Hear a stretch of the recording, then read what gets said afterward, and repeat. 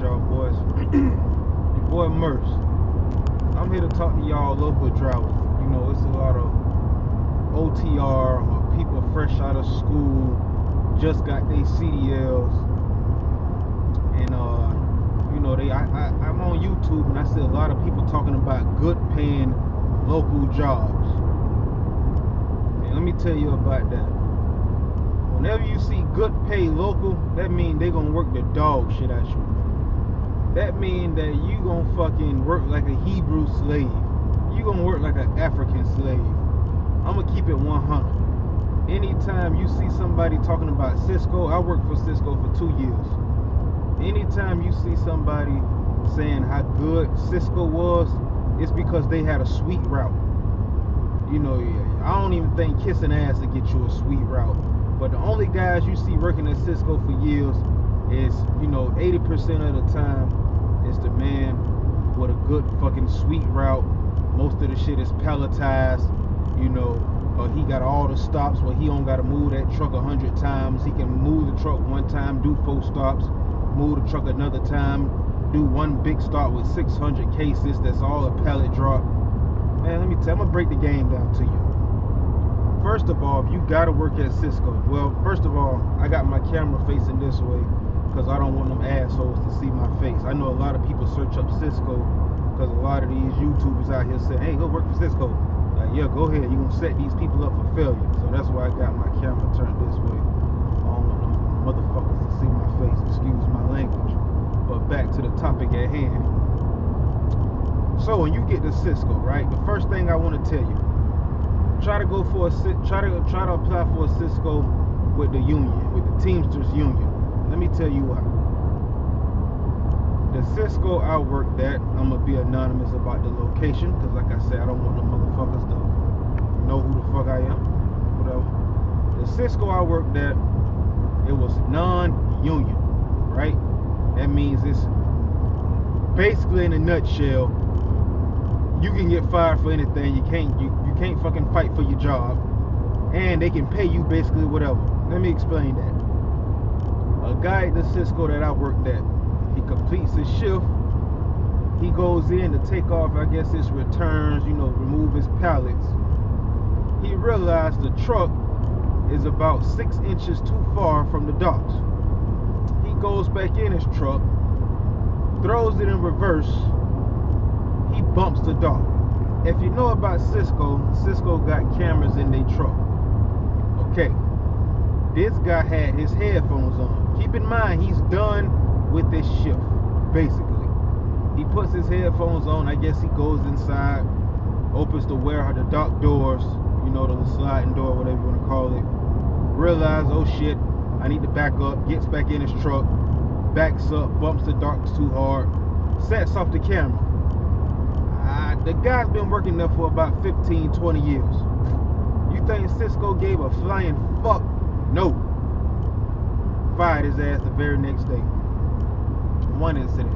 So that's why when the union come in, and union can fight for your job for a position, for, you know, an incident like that. Now let me tell you my incident. So I come into Cisco. I do my 8 hours. It start out with 8 hours. You know, they'll make you feel comfortable. You know, they'll give you all the compliments. They used to call me Superman. Oh, you Superman. Bullshit. That's just a way to get you to do more cases and loads and all that bullshit. But back to the topic. So I'm working at Cisco 2 years, right?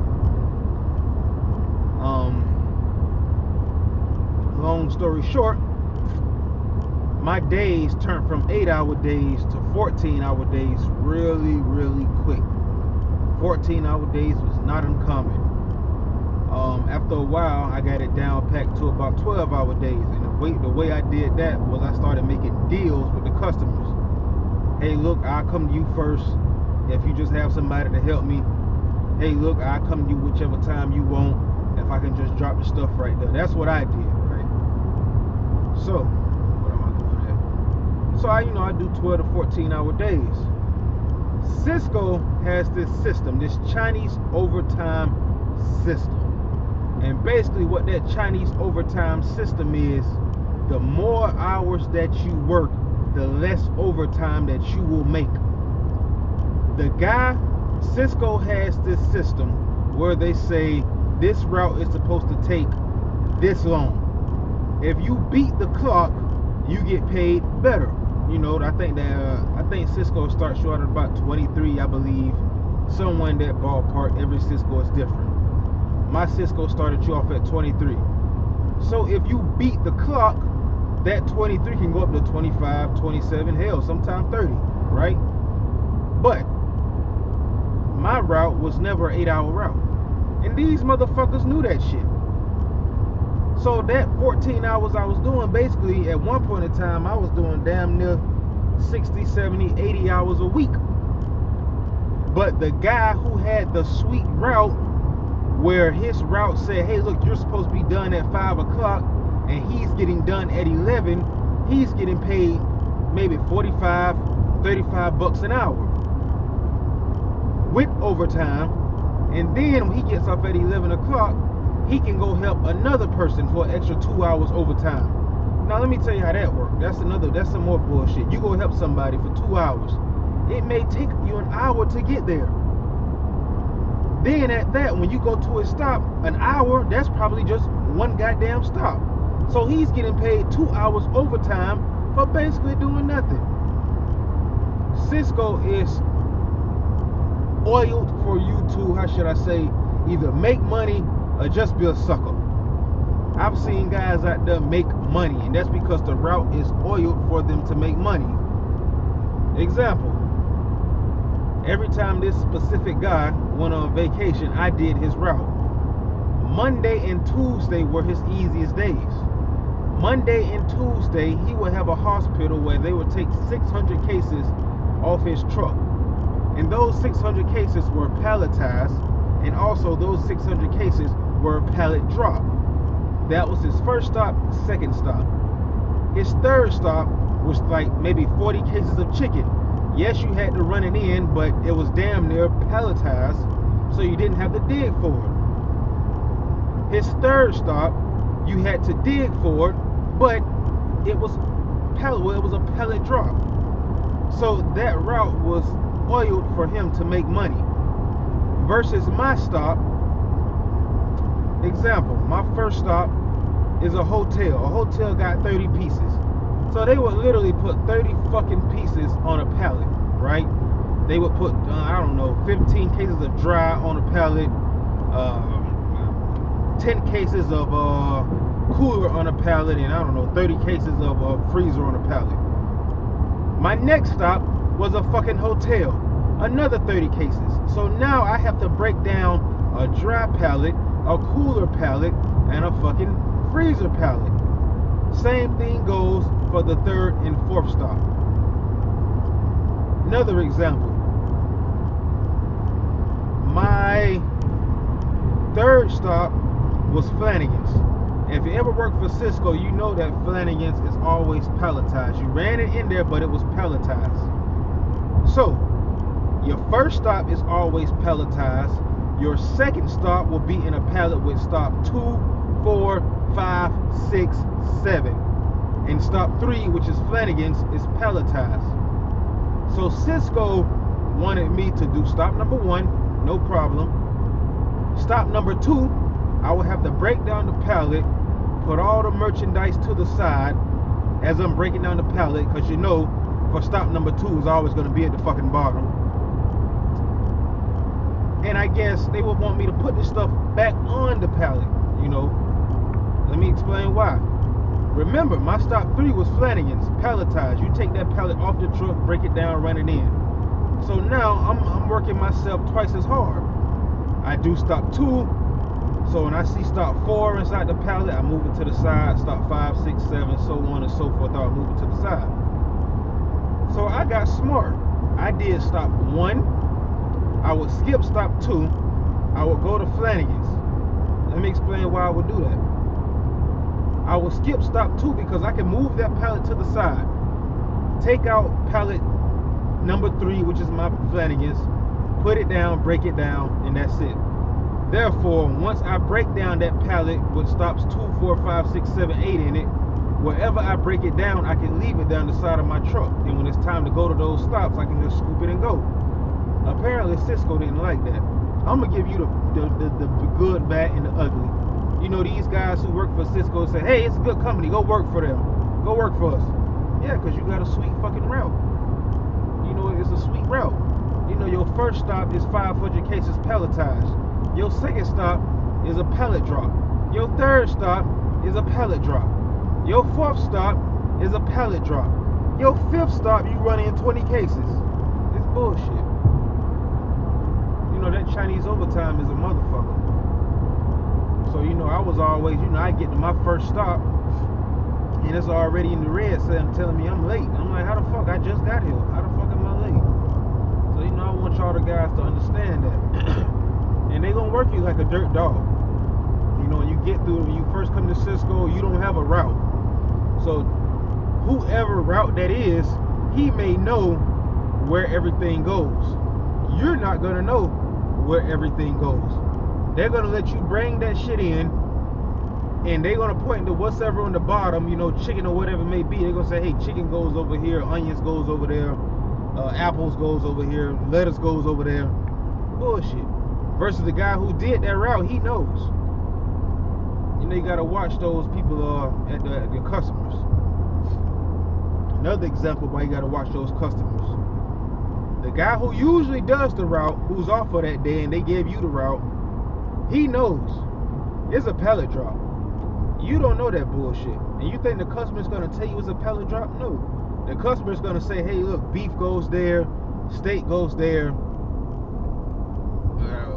chicken goes here. You know, one of my stops was Fuddruckers. It wasn't my stop. Like I said, I was the guy. He you know, he went on vacation. Well, his days off, I would do the Fuddruckers. And you know, Fuddruckers get the beef. They would say, hey, anything that got to be butchered goes in this refrigerator. Anything that got to be anything that's just ready to go, like hamburger meat, goes in this cooler. I want all the vegetables to go in that cooler except for the tomato, except for the onions and the potatoes. They go over here. Same thing with Flanagan's. You'll sit there for fucking 3 hours. And you know, the veteran guys at Cisco, it's this thing about 1,000 cases. Everybody want to brag about doing 1,000 cases. I did 1,000 cases in 8 hours. Well, that's your dumb ass, not me. I'm not working like a Hebrew slave. Because let me tell you something. You doing all that shit for Cisco, but as soon as you throw your back out, they ain't gonna give two flying fucks. They gonna replace you within a week. I ain't saying not go to work and not to do your best. Yeah, do your best, but work smart. I used to work smart, not hard. You gotta know what you're doing in this game. You know, I just recently quit. I said, fuck that. Let me tell you the reason I quit. Remember the guy I said had the 2 hospitals? One hospital would get 600 cases, next hospital would get 300 cases, all pelletized, fresh off the truck, right into the cooler, just drop it right there. So, you know, Cisco used to call me the Superman. Hey, you Superman. So these motherfuckers think they smart. Those 2 days where I would have those hospitals, or supposed to get those hospitals, those 2 days, they want to give me my regular route.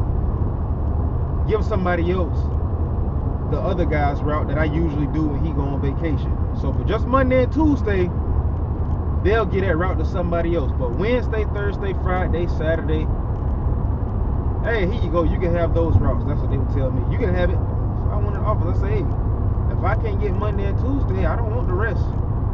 You know, I'm not gonna be a fool, because Monday and Tuesday was my heavy day on my route. So you want me to work heavy Monday and Tuesday for my route, 18, 19 stops. Then go do this guy route. Let me tell you why I hated this guy route so fucking much. Monday and Tuesday was fine, but Wednesday and Saturday, especially Saturday, man, it was this hospital that I used to do with him. It was a hospital. It was a hospital. I would do this hospital in Pompano Beach. These guys were so fucking strict where they wanted everything. I want the sugar over here. I want the salt over there. I want the waters over here. I want the coolers in this side of the refrigerator. When you stack the juice, stack all the juice up where it's all orange, all grape, all strawberry. The cottage cheese go in actually in the back of the cooler. The sour cream goes in the front of the cooler. The eggs, stack the eggs up right here. I want extra large on this side. I want large on this side. I want medium on this side. Bring the cookies over here, but keep the crackers over there. Put the soup over here, but bring the beans over there. Man, I fucking hated that place. So one day I just came in there and I literally dropped everything. If it was dry, it was going to that dry storage. I ain't care how it went, it went. If it was cooler, it literally went inside that cooler storage. I didn't care how it go. If it was freezer, it went inside that goddamn freezer. Man, that lady cussed me out, but I ain't give a flying fuck. I was all ass and elbows out of there. All she seen was the ass sitting on my truck and the goddamn smoke coming out my pipes. Cause I said I'm not putting over this bullshit. Be there 5 hours.